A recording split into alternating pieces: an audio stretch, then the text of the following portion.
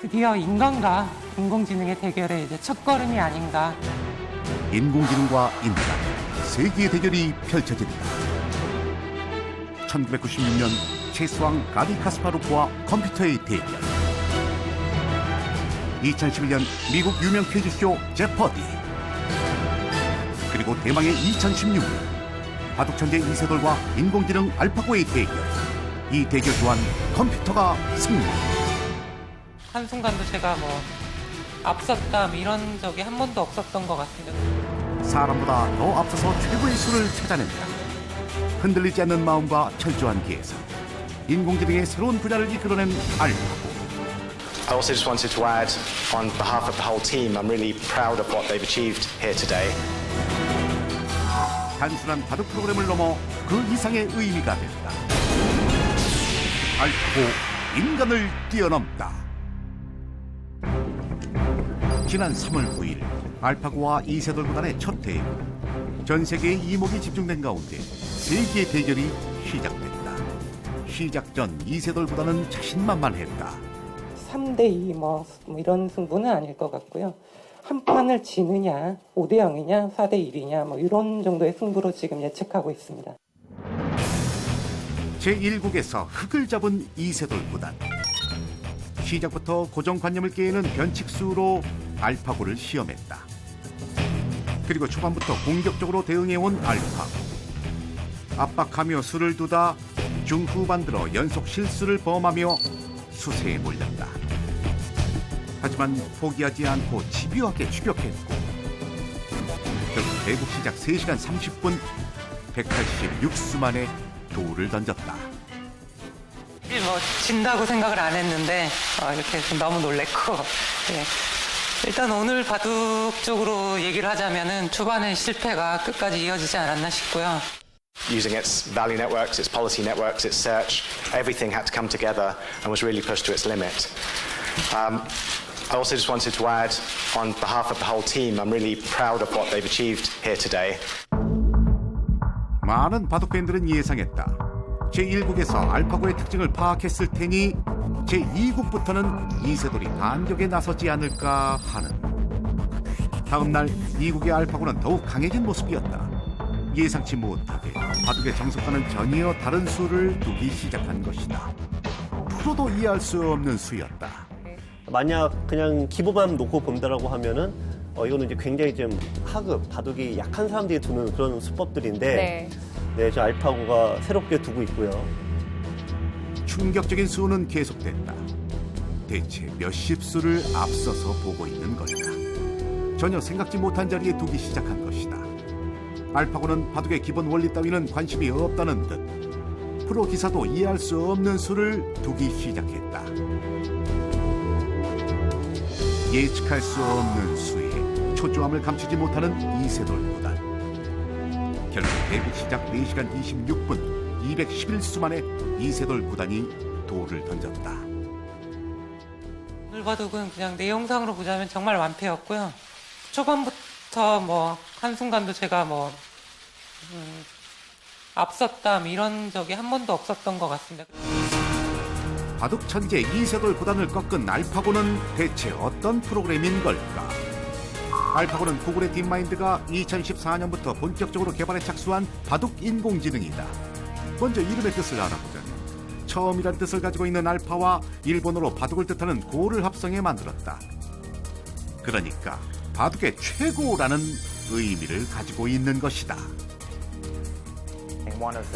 알파고를 만든 세계적인 천재 데미스 허사비스. 4살 때부터 체스 신동으로 이름을 알린 그는 17살에는 전 세계 흥행 게임인 테마파크를 만들고 이후 캠브리지대 컴퓨터공학과를 졸업, 런던대 인지신경과학 박사 학위를 취득한 후 인공지능 분야 공부를 계속했다. 그리고 2010년 딥마인드를 설립. 그 후 약 7천억 원의 구글에 인수된 후 지금의 알파고를 만들게 되었다. A brilliant company, DeepMind, founded by 3 of my friends, who have come along and invented a new technology in their company called reinforcement learning, and that allows us to do something which I also thought would never happen. 알파고는 이미 2015년 10월 유럽 대회를 3번 우승한 판후이와 비공개로 대국을 해 오전 5승으로 이긴 바가 있다. When we play the first game, I lose. 판후이는 알파고가 처음엔 가끔은 실수를 하는 것 같다며 자신감을 보였지만 결국 0대5로 완패를 당하고 말았다. AlphaGo won 5-0, which is the first time ever a program has beaten a professional player. 알파고는 승리를 위해 만들어진 프로그램이기 때문에 철저한 연산을 통해 가장 확실한 방법을 찾는다. 그러니 수를 내다보는 능력이 프로 기사보다 더 강할 수밖에 없다. 알파고가 5대0으로 이긴다고 예상을 했죠. 그 프로그램은 아마에서 배워서 프로 선수를 이긴 그 성능이 입증된 프로그램입니다. 그 프로그램 가지고 이세돌 선수를 위해서 또다시 제대로 똑같은 과정을 밟아서 준비했다고 했으니까 입력 자료도 바꿨을 거고 강화 학습도 여러 번 했을 거고 아마 중국의 고수들을 불러다 스파링도 했을 겁니다. 그래서 그걸 다 확인해서 이세돌 선수를 이길 수 있다 이렇게 자신을 갖고 도전한 겁니다. 1000대의 컴퓨터 서버가 동원돼 1초에 1000번 이상 연산을 한다는 알파고. 매일 약 3만 판씩 바둑을 두면서 4주 만에 100만 번의 대국을 치렀다고 한다. 그러니까 알파고의 하루는 인간으로 치면 35.7년에 달하는 셈인데 그 학습 능력의 차이가 바로 바둑 괴물을 만든 셈이다. 바둑은 가로 19줄, 세로 19줄로 이루어져 모두 361곳의 돌을 놓을 수 있다. 하나의 흑돌이 놓이고 나면 다음 돌은 360, 그 다음은 359곳에 놓을 수 있다. 그러니까 단 두 수 만에 무려 12만 9,240가지의 경우의 수가 생기는 것인데 구글은 알파고에게 약 3천만 가지의 경우의 수를 학습시켰으며 이를 통해 57%의 확률로 다음 수를 예상한다. 하지만 알파고를 만든 데미스 허서비스는 이는 시작에 불과하다고 한다. We're very excited about it, but it is just one rung on the ladder towards solving artificial intelligence. 그 후 제4 이세돌 구단은 신의 한 수를 두었다. 결정적인 수 78수가 전투에 나온다. 중앙 흑 사이로 낀 이 수, 말 그대로 신의 한 수로 불리고 있다. 여기를 뒀을 때 알파고가 혼란스러워했다. 알파고가 이기는 확률을 찾지 못한 것 같아요. 데미스 허사비스도 알파고가 오류를 범한 것 같다며 처음으로 당혹해했다. 알파고의 79수와 87수는 실수라는 것이다. 결국 4시간 40분이 넘는 접전 후 180수 만에 이세돌은 불계승을 거뒀다. 이렇게 3패를 당하고 1승을 하니까 이렇게 기쁠 수가 없습니다. 그 전에 모았고 앞으로도 바꾸지 않을 그런 1승, 정말 값어치로 매길 수 없는 그런 1승이 아닌가. 마지막 대국에서 딸과 함께 등장한 이세돌 구단. 대국장에 앉자마자 탄탄한 작전을 펼쳤다. 하지만 알파고는 초반부터 만만치 않게 나왔다. 이창호 구단과 비슷한 느낌으로 듭니다. 이세돌 구단의 흔들기에 알파고는 냉정했다. 끝까지 사투를 벌인 이세돌 구단은 280수 만에 돌을 거둬 불개패를 선언했다. 오늘의 패배는 이세돌이 패배한 거지 인간이 패배한 것은 아니지 않나. 그렇게 생각을 한번 해보겠습니다. We've learnt many things, I think, about AlphaGo and things we can improve. We won't know for sure until we go back home to the UK and analyze everything over the next few weeks. 바둑 천재 이세돌 구단을 상대로 승리를 거둔 알파고. 온 세계를 떠들썩하게 만든 알파고는 대체 어떤 원리로 작동하는 걸까? 알파고는 딥러닝 기술을 기반으로 한다. 그러니까 사람은 개를 보면 인지하고 바로 구별할 수 있는데 그동안의 컴퓨터는 고양이와 강아지를 구별하지 못한다는 것이 약점이었다. 그런데 컴퓨터에게 강아지와 관련된 방대한 데이터를 제공하고 이를 스스로 학습해서 인지하게 한 것인데 이게 바로 딥러닝 기술이다.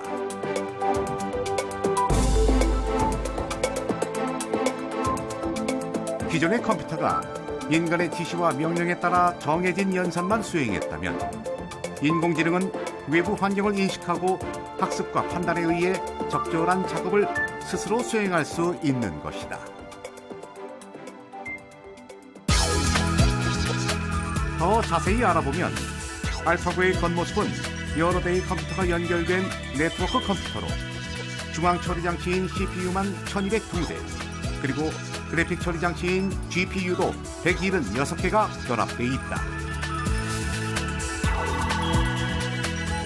알파고는 정책망과 가치망이라는 두 개의 인공신경망을 가지고 있다. 가치망은 수많은 경우의 수에서 지금 상황에 가장 적합한 한 가지 예측치를 골라내는 역할을 맡는다. 정책망은 방대한 바둑 데이터베이스를 통해 다음번에 돌을 놓을 만한 경우의 수를 제시한다. 그렇게 승리할 확률이 큰 곳에 돌을 놓게 되는 것이다. 그런데 알파고는 바둑만을 두는 프로그램이 아니다. 본질은 인공지능이고 바둑으로 그 능력을 시험한 것인데, 앞으로 기후변화와 질병 예측 등 다양한 목적으로 쓰일 예정이라고 한다. 그렇다면 왜 바둑에 도전을 했을까? 데미스 허사비스는 다음과 같이 말했다. There's a rich history of computers tackling board games. It started with games like backgammon, drafts, and then finally there was Deep Blue in '97 that beat Kasparov at chess, which was obviously a huge watershed moment for game AI. Since then, the really big remaining sort of holy grail, if you like, has been Go. 그런데 이미 인류는 오래전부터 인공지능의 발전을 준비해왔다. 세계 최초의 인공지능 프로그램 유진 구스트만, 어린아이처럼 천진난만한 반응을 하는데 특화된 이 컴퓨터는 가장 좋아하는 음식이 무엇이냐고 묻는 질문에 내가 제일 좋아하는 음식은 돼지고기지만 엄마에겐 말하지 마세요 라는 답변을 한다. 지난 2014년 유진은 사상 최초로 인공지능을 가늠하는 평가인 튜링 테스트를 통과해 화제가 됐다. It's separate conversations with two different entities. They want to decide which one of these people is a computer or which one is a real person. 유진은 30명의 심사위원과 함께 5분 동안 대화를 나눈 결과 3분의 1로부터 진짜 인간이란 판정을 받았다. 테스트가 개발된 지 64년 만에 인공지능으로 인정받는 첫 컴퓨터 프로그램이 된 것이다. 그렇다면 인공지능과 인간의 대결은 언제부터일까? 1997년 체스판을 두고 인간과 슈퍼컴퓨터의 대결이 펼쳐졌다. 세계 1위 체스 고수 카스파로프와 IBM이 개발한 체스 컴퓨터 딥블루의 승부다. 1년 전 1승 2무 3패로 졌던 딥블루의 두 번째 도전이었다. For the match, I think David Levy make a prediction that Kasparov won by 6-0. 어려울 것이란 예상을 뒤엎고 딥블루는 2승 1패 3무로 인간의 벽을 넘어섰다. 1초당 1000억 번 이상의 계산이 가능한 딥블루는 상대의 수에 맞춰 다양한 경우의 수를 찾는 계산력을 갖췄다. 2011년에도 컴퓨터가 인간을 이겼다. 바로 미국의 유명 퀴즈쇼인 제퍼디에서 일어난 일. 지금은 미국 MD 앤더슨 암센터에서 활약하고 있다. 환자의 진단 기록을 분석해 가장 효과적인 치료법을 알려주는 것이다. 인공지능의 기술은 여기서 끝이 아니다. 위험 지역이나 특수 목적을 위해 활용될 수 있는 재난 구조용 로봇 등 다양한 로봇의 개발에 활용되고 있다. 더욱이 일본에선 감성 지능을 갖춘 로봇도 등장했다. 상황을 인식하고 표현하고 전달할 수 있는 능력까지 갖춰 사람과 교감할 수 있는 감성 지능 로봇이 탄생한 것이다. 로봇 강국 일본은 이미 앵커 로봇을 개발 완료했다. 사람의 역할까지 수행하게 된 것이다. My dream when I grow older is to have my own TV program. If you hear about a newscaster job, please let me know. 감정을 갖고 말할 수 있으며 사람들을 알아볼 수 있는 인공지능 감성 로봇은 아직까지는 완벽하다고 할 수 없지만 일본은 물론 전 세계가 이 인공지능 로봇 개발에 주력하고 있다. 3년 뒤 100조 원을 넘어설 거라고 예측되고 있는 세계의 로봇 시장. 그중에 가장 주목받는 것이 바로 감정적 교감을 하는 인공지능 로봇이다. 사무실에 들어서자 여성이 손을 흔들며 반갑게 인사한다. 갈색 머리에 온화한 미소를 지닌 언뜻 사람으로 보이는 이 여성은 실은 사람이 아닌 인간형 로봇 휴머노이드 나딘이다. I am a social companion. I can speak to their emotions and I can recognize people. 싱가포르 연구팀이 개발한 이 휴머노이드는 다양한 감정을 표출할 수 있고 사람과 나눈 대화를 기억한다. On the long run, she is truly like a companion, you know. It's like a beautiful sculpture if you look, but she has life and she can interact with you. 나디는 사람과 대화를 하면 할수록 어휘력과 소통 능력이 향상되는 특징이 있다. 습득한 지식을 바탕으로 발전하는 인공지능 기술이 접목됐기 때문이다. Hello, Nadine. I can really feel your smile today. You are horrible. Nor you. 일본의 노인 요양 시설에서 큰 인기를 끌고 있는 40cm 크기의 지능형 로봇 파루로 스스로 생각하고 행동하는 기술을 지녔다. 최근에 문제가 있던 사회 문제가 되는 게 인간 소외감이라든가 이런 것들도 큰 문제가 되고 있는데요. 인공지능 기술이 추구하는 바가 그렇게 인간과 같은 그런 지능 시스템이나 기계를 만드는 거기 때문에 그런 문제에서도 상당 부분 도움이 되리라고 생각하고 있습니다. 사람이 타지 않은 자동차가 스스로 알아서 차선을 바꾸며 운행을 하는 무인 자율주행 자동차. 우리나라도 자율주행차를 미래의 핵심 사업으로 꼽고 있다. 모든 교통 현황에 따라서 우리 자차가 운행하게 되는데 여기서 가장 중요한 기술이 바로 인공지능입니다. 그래서 나는 이제 앞으로 자율주행에서의 싸움은 궁극적으로 인공지능에서 판가름이 나지 않겠나 이런 생각을 하는 거죠. 우리 주위에서도 인공지능 접목 기술을 쉽게 찾아볼 수 있다. 스마트폰 스피커에 대고 말을 하면 음성 인식을 통해 개인 비서처럼 동작을 수행한다. 이러한 음성 인식은 인공지능의 핵심 기술로 꼽힌다. 사람의 말을 알아듣고 스스로 움직이는 로봇 시대가 올 것으로 전망하기 때문이다. 이외에 인공지능은 투자 컨설팅, 테러 예측에도 활용될 예정. 극단적으로는 로봇과 결합한 대량 살상 무기라든가 현재 유럽에서 논란이 있는 섹스 로봇 등 인간의 기능을 대신할 수 있는 모든 부분에 적용이 현재 시도되고 있습니다. 그렇다면 우리나라 인공지능 기술력은 어느 정도 수준일까? 전문가들은 아직 초보 단계라고 말한다. 개별 연구자라든가 교수 수준에서는 세계적인 연구를 하고 있는 분야도 분명히 있는 것 같고요. 그렇지만 이제 전반적으로 봤을 때 연구 인력의 양적, 질적 측면에서는 확실히 뒤처지는 부분이 있는 것 같습니다. 국내에서는 인공지능 컴퓨터가 어떻게 쓰이고 있을까? 최근 인공지능에 대한 관심이 높아지면서 이 회사의 개발팀은 더욱 열을 올리고 있는데 일하는 모습을 지켜보는 카메라가 유독 눈에 띈다.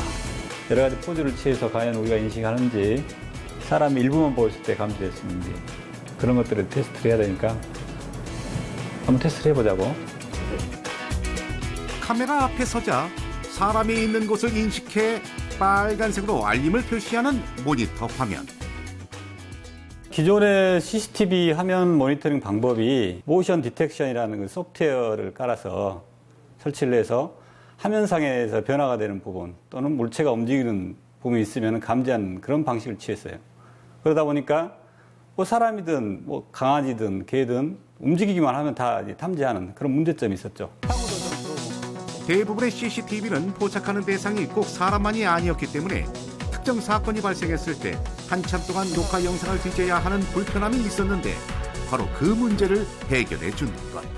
그것은 사람이야, 사람인 영상이야 라고 수만 장의 영상 데이터를 통해 학습시킴으로써 점점 사람임을 인식하게 하는 일종의 기계학습 기술 중에 하나입니다. 이렇게 인식을 한 컴퓨터의 소프트웨어 프로그램을 카메라 연결하여 실제로 사용하게 되면 지능형, 인공지능형 사람인식 카메라가 되는 것입니다.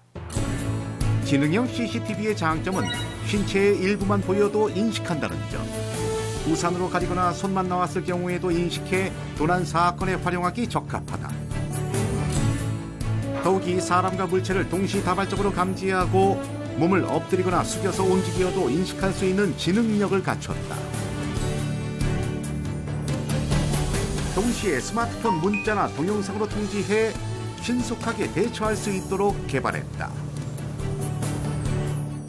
기존에 이미 설치되어 있던 CCTV에도 소프트웨어를 설치하게 되면 사람을 정확히 감지할 수 있도록 만들 수 있을 뿐만 아니라 신규로 설치하는 보안이 요구되는 어떤 지역들인 물류창고라든가 학교라든가 공장, 마트, 휴전선, 홈 CCTV 등 수많은 곳에 아주 다양하게 적용될 수 있는 인공지능형 솔루션입니다. 서울시 강남구 역삼동. 이곳 역시 또 다른 인공지능 개발에 힘을 쓰고 있다는데, 이미지 인식기술 개발을 목표로 시작한 연구에 본격적으로 AI 기술을 접목하고 있다. 저희 의료 영상 진단 보조 시스템은 인공지능에 기반한 시스템이고, 수많은 데이터들을 활용하여 딥러닝이란 기술을 기반으로 하여 의미 있는 패턴을 찾게 됩니다. 이러한 의미 있는 패턴을 기반으로 의사들의 판독에 도움을 줄 수 있으며, 또한 진단의 효율성과 일관성 있는 판독에 큰 도움을 줄 수 있습니다. 전문가들은 인공지능 분야에서 가장 최적화된 분야 중 하나로 의학을 꼽는데, 의료 영상을 분석하는 인공지능 기술이 개발됐다. 인공신경망 알고리즘이 수만 장의 의료 데이터를 학습해서 판독하기 어려운 부분까지 판독하는 것.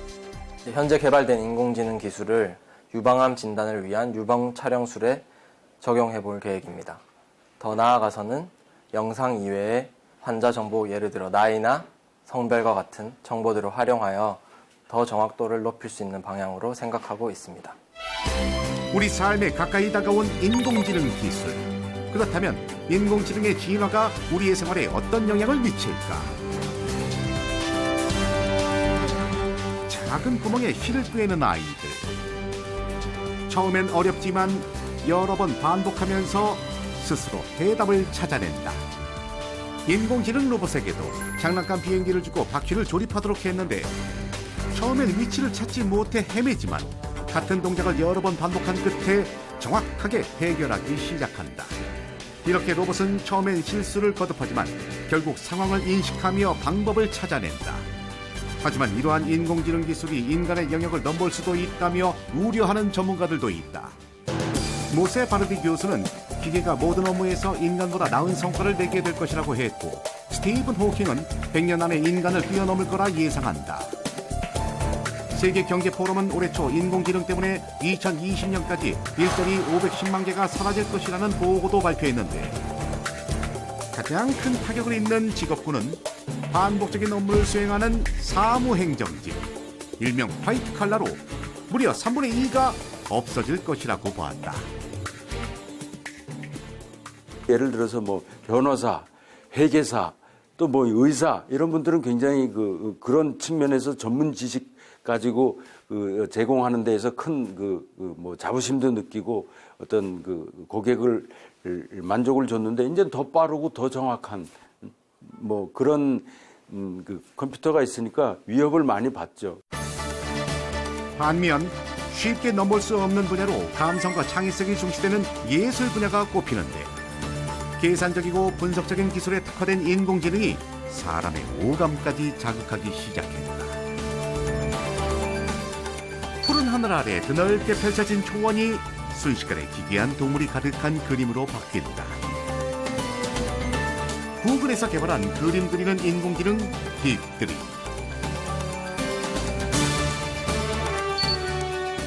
사람이 연주하는 이 곡은 미국 예일대가 개발한 인공지능 쿨리타의 작품. 쿨리타는 직접 음계를 조합해 음악을 작곡했다. 다양한 산업 영역에서 또 다양한 형태의 단말과 서비스로서 인공지능이 구현될 것으로 예상이 되고 있고요. 그럴 경우에 인간 같은 경우는 현재 일자리는 사라지지만 전혀 새로운 일자리들이 또 창출될 것으로 기대되고 있기 때문에 그 분야에 대한 꾸준한 학습과 또 교육이 필요할 것으로 보이고 있습니다. 알파고와 이세돌 구단의 대국이 단순한 경기를 넘어서 우리에게 시사하는 바가 큰 것은 사실이지만, 인공지능이 진화할수록 인간이 설 자리가 좁아진다는 의견은 어쩌면 섣부른 판단일지도 모른다. 그렇다면 이러한 현실에서 우리가 갖춰야 할 자세는 무엇일까? 과도한 공포 또는 또 과도하게 숭배한다든지 이런 자세를 좀 지양해야 됩니다. 객관적인 도구로 좀 바라볼 수 있어야 돼요. 얘를 나를 더 지능적으로 만들어주는 도구로서 장단점을 객관적으로 파악하는 게 굉장히 중요해요. 어느덧 우리의 삶에 성큼 다가온 인공지능. 해결해야 할 상대가 아니라 우리 삶의 동반자로 만들어야 할 것이다. 이세돌 구단이 알파고와 겨뤄서 거둔 귀중한 1승에는 프로그램에는 없는 길이 있었다. 그 길을 찾아내는 능력이 인류의 미래이자 희망이 아닐까.